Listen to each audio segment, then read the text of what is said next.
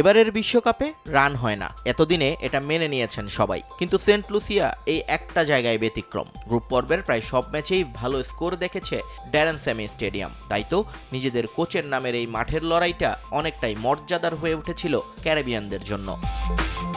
কিন্তু কয়েন ভাগ্যে এদিন আর কপাল খোলেনি রভম্যান পাওয়েলের। টস জিতে স্বাগতিকদের ব্যাটিংয়ে আমন্ত্রণ জানান জস বাটলার। যদিও ইংলিশ বোলারদের শুরুটা হয় ভুলে যাওয়ার মতো। ব্রেন্ডন কিং এবং জনসন চার্লস মিলে গড়েন 40 রানের জুটি। কিন্তু ইনজুরিতে পড়ে কিং বিদায় নিলে কমে আসে রান তোলার সেই গতি। 12তম ওভারে জনসন চার্লস বিদায় নিলে রান তোলাটা যেন কষ্টের কাজে পরিণত হয় ক্যারিবিয়ানদের জন্য। 112 স্ট্রাইক রেটে ব্যাট চালান নিকোলাস পুরান। কিন্তু পুরো ম্যাচের দৃশ্যপট বদলে দেন রভম্যান পাওয়েল এবং শেরফান রাদারফোর্ড। তাদের 200 স্ট্রাইক রেটের তাণ্ডবে 180 রান তোলে উইন্ডিজ।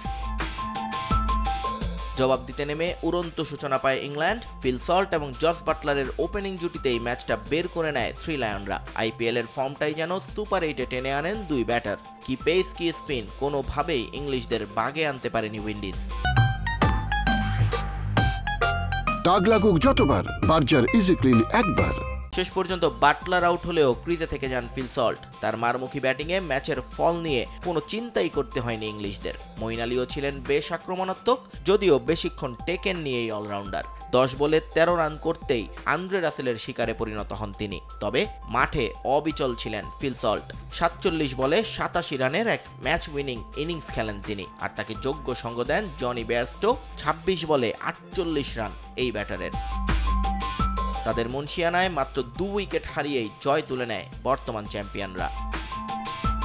নিয়ন মোহাইমেন, সময় সংবাদ।